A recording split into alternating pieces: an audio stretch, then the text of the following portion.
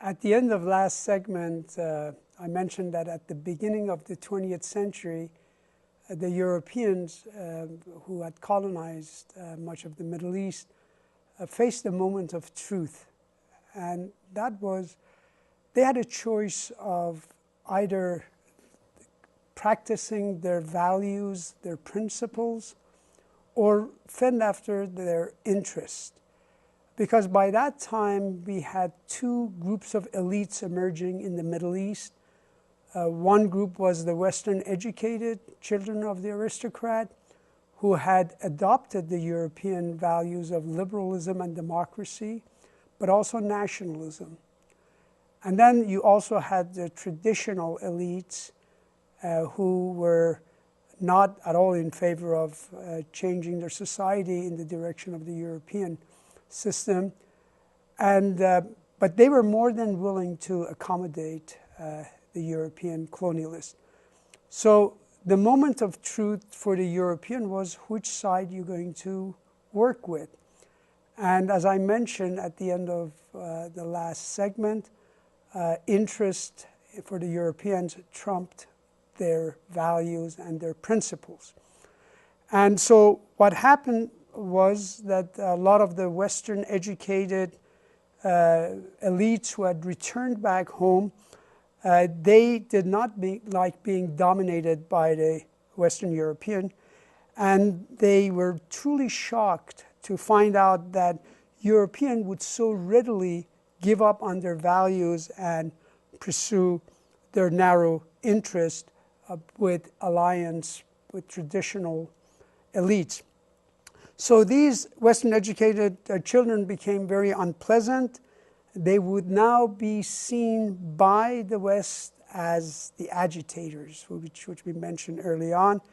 And on the other hand, the traditional elites who were very much opposed to change, they ended up joining the colonialists. And remember, we call them the WOGs, Westernized Oriental Gentlemen, and were regarded by the West as moderate responsible, quote unquote. Actually, moderate responsible is the term we Americans like to use because we don't feel comfortable calling them WOGs, obviously. And so that brings me to the third area of change that has to do with elite change, elite alteration. And so the question really for us is, how does this third area of change, the elite change, relates to the overall change patterns? And my proposition is that it involves two elements and two components to this change. So how does elite change relate to this overall change pattern? One is that it does affect the rate of change depending on which kind of elites are running the country. The rate at which that particular country will experience change will vary. And here really you have an option between very slow pace of change that pretty much keeps things in place. It helps the regime to fend off challenges, basically. The faster the rate of change, however, the more likely that the process could be chaotic. And change is, to some extent, of course, unpredictable. So when you look at the rate of change between the slow versus a very rapid pace of change, you will see that in this connection, the ruling elites almost universally preferred slow pace of change in the Middle East, beginning with the change process in the early 20th century, of course. And then the counter-elites, the people who were tired of the traditional society, they viewed it backward.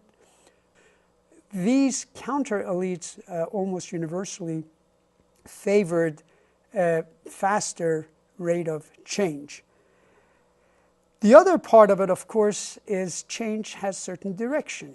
And here, when we talk about the direction of a change and the impact of change through the direction it takes, we will basically talk about two kinds of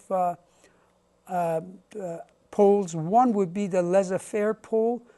That means you pretty much keep your hands off the economy, and it's a kind of a system in which there's quite a bit of freedom for the bourgeoisie and the middle class and for the capitalist to be able to operate relatively free of government intervention, versus a much more planned type of a economy in which you are trying to think through the process of change and actually accelerate it and plan for it by having a more or less a kind of a command economy, a planning organization that allocates the resources for that purpose.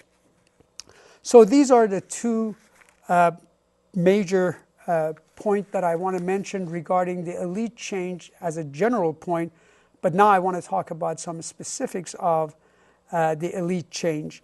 And here, as I mentioned, change was inevitable and it began to take place. And as far as the elites were concerned, there were 6 major patterns of elite alteration, elite change that emerged in the Middle East. So I want to begin discussing each of these patterns, and I may elaborate on a few of them more so than others. The first pattern is what I call pattern 1, and it's essentially an alliance or a kind of a coalition of the traditional elites, I guess the nascent bourgeoisie, the middle class, the technocratic element. These are the people who are usually work for government. They know how to run things. They're technocrats. And also the military, because you have the beginning of a modern military emerging in much of the Middle East. So the pattern number 1 is this kind of an alliance between these 4 groups, and these were really our favorite people. We really liked them early on. By we mean mostly the Europeans and United States, and we viewed most of the leaders here almost as bloc, moderate, responsible, or moderate people. So in pattern 1 alliance, if you look at it, it's essentially a formula for controlled change. In other words, what that means is that the change process is under relatively tight control to make sure that the people in charge of it don't end up losing power. Some of the best examples of these moderate, responsible leaders who are characterized by that type of a alliance pattern I could give are the following. Iran under the Shah of Iran and before the White Revolution. This is an important distinction because later on in one of these patterns I talk about Iran after the White Revolution. The White Revolution occurred in 1963, but before that, essentially, the traditional bourgeoisie, technocratic, military elites were the kind of people who you would see in the older countries in the Middle East. And besides Iran, of course, a good example of it is Saudi Arabia. And the Saudis, they're a little bit eccentric, but very accommodating kings. Another example that I actually don't have up would be Iraq before King Faisal II was overthrown in 1958. Another example of this particular pattern would be Jordan, both under King Hussein and his son, who's the current ruler, King Abdullah II. So change under this formula will be excruciatingly slow, and the reason for it is very simple. Change can be very threatening to the ruling elites, and the monopoly of power they have, because as more and more masses become aware, they are becoming more assertive, their expectation increases, and if the ruling elites fail to meet those expectations, then the regime is in trouble. So that would be my first pattern. Now let me talk about the second pattern. The second pattern is the alliance of liberal intellectuals. The liberal intellectuals are, in this period in time, are, if you recall from the last segment, are the children of the elites, the aristocrats who had studied in Europe, and later on some of them came to the United States and studied here.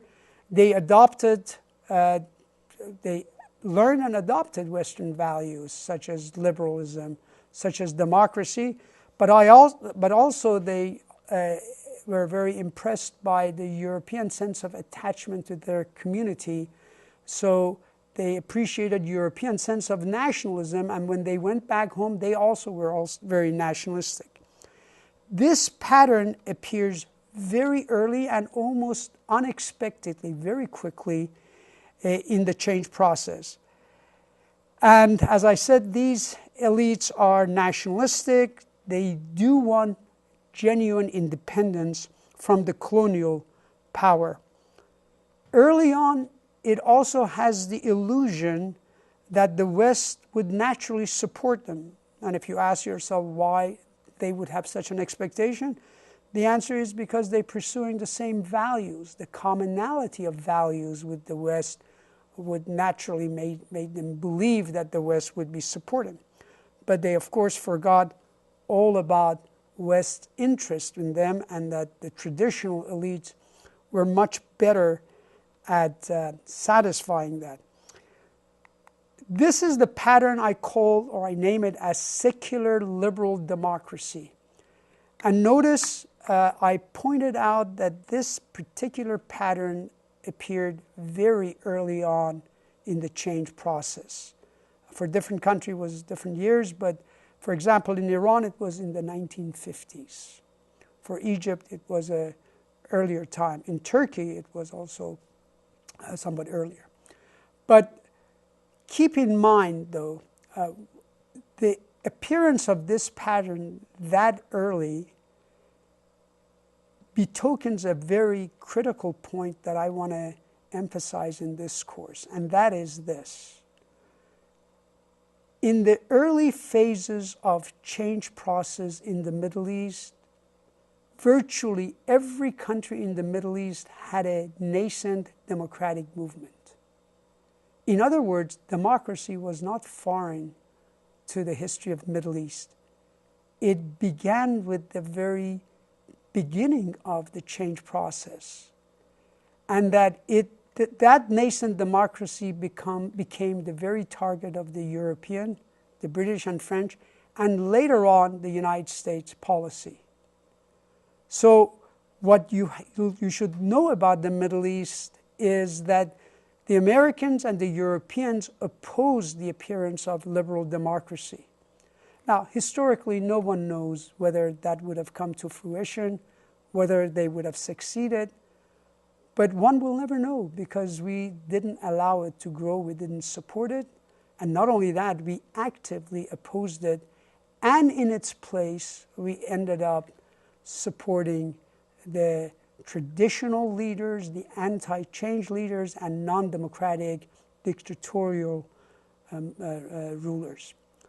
And so this is a very important point in another context as well, and that is there are consequences when you try to eliminate a secular liberal democracy, because there is going to be a power vacuum. And one of the propositions that I'm going to advance in this course is that our systematic opposition to liberal democracy in much of Middle East led to a creation of a vacuum that was eventually filled by political Islam. And when you listen to political Islam, one of their key arguments against liberal democracy is this: the liberal Democrats are too weak to stand up to the Western imperialism. Only the Islamists can. So the point is, there is an abject lesson in our early dealing with the emergence of liberal democracy. Now, one thing that I need to also emphasize is this. Change on the basis of this formula, the second pattern, liberal democracy, is usually going to be chaotic. It's not going to be smooth, because a lot of people who have never had any experience in political participation for the first time will have that opportunity, and of course it's not going to be smooth. It certainly wasn't smooth after the French Revolution. So you could expect that kind of a chaotic behavior. Nonetheless, I would like to distinguish between our reaction and the European reaction. The French and the British really didn't care about democracy in much of the Middle East. In our case, we really don't have a definitive answer to that question, although a lot of people believe that our behavior speaks louder than our policy. Than our beliefs, I should say. The reason I would caution against this interpretation, that is, we acted just like the British, is this. There was a terrible conflict going on at the time that we entered the Middle East in any major way, and this is the Cold War. We experienced the rise of liberal democracy in the Middle East, or persistence of or manifestation of liberal democracy in the Middle East at the time when we had a major battle in our mind, and that was to keep the Soviet influence out of the area. Therefore, as you will, if you read the manuscript that I've assigned, you will see that Secretary of State Dulles viewed democracy as dangerous in that area because it would give opportunity to communists to take over. So at least for the United States in those early days, the Cold War provided us with a cover for opposing the rise of liberal democracy there. But for the British and for the French, they just disliked it, and they didn't think these people deserved to have liberal democracy. So in their case, it was purely, it wasn't even a dilemma deciding between their values and their interest. Their interest was by far much more important. And anyway, the lower races, as that's how they saw much of the Middle Eastern, didn't deserve democracy. So going back to United States and United States reaction to the rise of liberal democracy in the Middle East, even under the Cold War, however, one could make the case, and I think a strong case, that even then it would have made sense for us to side with, even with the Cold War, it would have made sense for us to take and align ourselves with the liberal democracy, with the nascent liberal democracy, than with the traditional leader. So what is the case? Well, first of all, liberal Democrats were highly nationalistic. In fact, nationalism was a driving force with them. And as nationalists, they were very hostile to domination by anyone, including the communists. In fact, in the case of Iranian, Soviet Union was right on the border of Iran, sharing 1,600 kilometers of border. So they much more feared Soviet influence than United States hegemony. Second, its philosophy being a liberal democratic, it's very close to us. It's easy for us to cooperate. And third, even more importantly, it is popular. So given these three factors, it would have made a lot of sense for us to align ourselves with them, even under the Cold War, or perhaps especially under the Cold War. So as I noted earlier, this pattern of liberal democracy is emerging in much of the Middle East very early on, and had we supported them, one has to wonder, would it have probably guided the transition to mass politics in such a way that Iran would have had a more institutionalized form of government that was also a representative government, a democratic government. Had the liberal Democrats succeeded, would democracy had prevailed in a good part of the Middle East? The answer is we could never tell, because that was not the path we followed. Instead, we put our foot exactly in the same footstep of the British and the French, and we ended up opposing them, and not just opposing them, actually overthrowing them.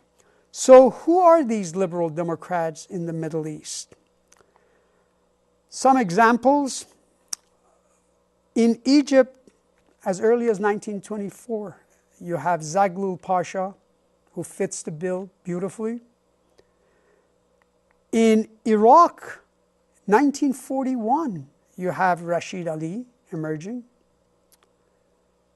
In the case of Iran, Dr. Mohammad Mossadegh, who was overthrown in 1953. The dates in the parentheses are the days when they were deposed or overthrown by the West. In the case of Mossadegh, it was us. In the case of Egypt and Iraq, it was British. And then Prime Minister Nabulsi in Jordan, we overthrew him in 1957. That is, the CIA overthrew him. So here are pretty good example of some of these regimes. And then the last one would be Syria. Syria had a ruling coalition of leftists and liberal Democrats and nationalists, and we overthrew that. We tried to actually overthrow that regime. That was our first real failure in the sense of the coup itself failing, because the intelligence read into it, and the leftists were actually ready to turn over the country for protection to Soviet Union. In other words, the failed coup almost forced Syria to go and become communist. And remember, the whole idea was to prevent Syria from becoming communist. But guess who saved them? They were saved by our number one enemy in the area, Gamal Abdel Nasser of Egypt, which by this time we're seeing as the Soviet satellite. So Nasser, the irony of history is that Nasser comes and saves Syria from going communist by forcing, with Syrians' help, forcing a crash unification of Syria and forming United Arab Republic, which now consists of Egypt and Syria. So the United Arab Republic is a reaction to the failed American coup in Syria. So this is a pretty telling examples of how liberal democracy emerged and how the West and us did everything in our power to defeat them. And there are, of course, consequences when things like that happen. The third pattern that I want to talk about is the alliance among the military elites and the technocratic elites. This particular pattern also emerged very early in the process of change in the Middle East. And what's happening is that the original coercive force of the ruler is simply insufficient to deal with restive masses as they begin to enter mass politics. So the rulers need to soup it up with the army. And so they beef up the army to get the coercive force needed to deal with the masses. But then generals usually end up taking over and pulling off a coup. This is the pattern I call authoritarian modernizers. Again, remember, this pattern, like the first one and like the second one actually, they appeared very early in the process of change. Some of the major examples of this pattern number 3 are Turkey under Ataturk. Ataturk is considered the father of modern Turkey, and he really changed dramatically the direction and in fact the very identity of Turkey. So he's one of the great revered leaders of Turkey. In the case of Iran, there was also Reza Shah. Reza Shah was a colonel in the army who followed the pattern and first became the Minister of Defense, and then later he just had a coup and took over. He was the father of the last king of Iran who was deposed by the Islamic Republic back in 1979. Both Ataturk and Reza Shah tried to pull their countries up by the bootstrap, and if you didn't go along, if you resisted, you would be disposed of or forced to compliance. And so that's why we call it authoritarian modernizers. It's modernizing from above. And it's worth noting that the hatred of the Islamic Republic for the father, Reza Shah, who was a very secular ruler, is far greater than his son, which they overthrew. Because what he did, when we study Iran, you will learn, and if you, when you do your readings, you will see that he actually outdid himself to undo the influence of the religion in the country, forcing women to give up their veil. I mean, the police would go and yank the covering from their head if they would appear in the street with their veil, and doing his utmost to modernize Iran, build an infrastructure that to this date really still serves Iran very well. So those would be examples in Turkey and Iran. And then there is a third one in Egypt, which was later than Ataturk. They were in the 1920s. Egypt is in the 1950s, and that would be Gamal Abdel Nasser. So Nasser played the same function, so therefore I would characterize his rule as authoritarian modernizer.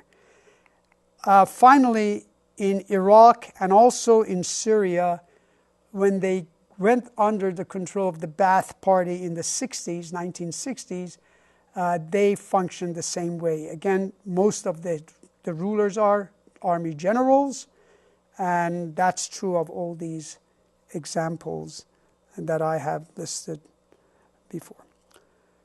Now, let's go back, and there's three more patterns that I haven't discussed, but this is a good moment because these are the early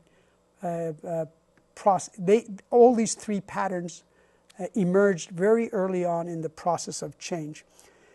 If you ask yourself what was West's, including United States, policy toward each of these three groups, what would be your answer? Well, if you think about it, our favorite pattern is number one. That's the one we like, the slow change, moderate, responsible. Our least favorite pattern is two, the liberal Democrats. We went after them. And if you ask yourself, what about pattern three? Remember now, these are people that rule with an iron fist. And did we like them? Well, think about it. Let's look at the United States. In the case of the United States, really the United States wasn't involved in the case of Turkey and Iran, so really we have to deal with Nasser in Egypt. One could argue that people like Nasser would be very useful to the United States at the time because people like him would stop communists. Nasser was truly anti-communist. They are also the kind of people that, because they're authoritarian and modernizer, they'll keep a tight control over the change process, preventing chaos happening. And if you're worried about chaos giving opportunities to the Soviets to take advantage of it, then obviously these people would be good. And finally, they're fierce nationalists, so they do not want foreign domination. So again, the Soviet would be unwelcome. So when you look at President Nasser of Egypt, Initially, he was actually seen quite the same way that I just described him to you by the United States. In fact, the CIA, in a minor way, helped engineer the 1952 coup that overthrew the monarchy and eventually opened the path for emergence of Nasser. So early on, from 1952 to roughly about 1955, 1956, we were supportive of Gamal Abdel Nasser. But then by 1956, we wanted him overthrown, and the documentation for that is just overwhelming. And that is because he offended one of our three interests in the Middle East. Now, this is, when you read the manuscript, this is what the three interests of the United States is what I call the Holy Trinity. The locution comes from Michael Hudson, who referred to them. Later on, I'll elaborate much more greatly on this, but I have done that in the manuscript. Essentially, our three interests in the Middle East that emerged beginning in the late 40s and finally crystallized by 1957-58 were, the first, of course, was containment of Soviet Union in the region. The second, ensuring the free flow of oil. And the third, protecting the security of the state of Israel. So I mentioned in 1956, we were now ready to overthrow Nasser. And the reason was because he really offended one of our three interests in the Middle East, and that was the state of Israel. Israel saw Nasser as a mortal threat. Remember, he is the champion of Arab nationalism. And if Arab unite, then their power will be much greater. Their bargaining position would significantly improve. And I discussed this again in the manuscript, so I'm not going to go into much detail, only to point out that initially he was seen as an asset to us to secure our primary interest in the Middle East. That was the containment of the Soviet expansion, because he was anti-communist and he was a nationalist. But then he threatened our other interests, especially Israel. So we solved our dilemma, how to deal with him, by rejecting him as an ally around 1955-56. And in the process, we pushed him toward the Soviet camp.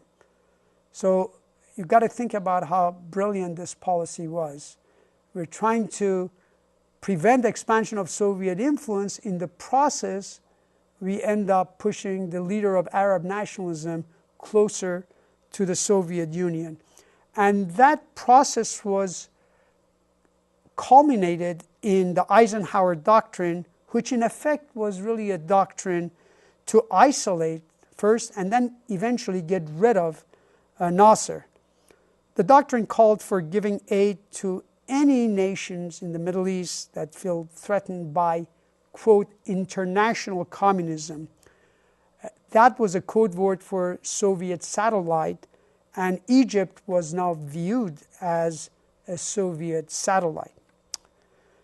In reality, though, I must say, people like Nasser were simply too independent for the United States to have as ally, even if Israel was not a major consideration, because he also threatened our second interest, and that was oil.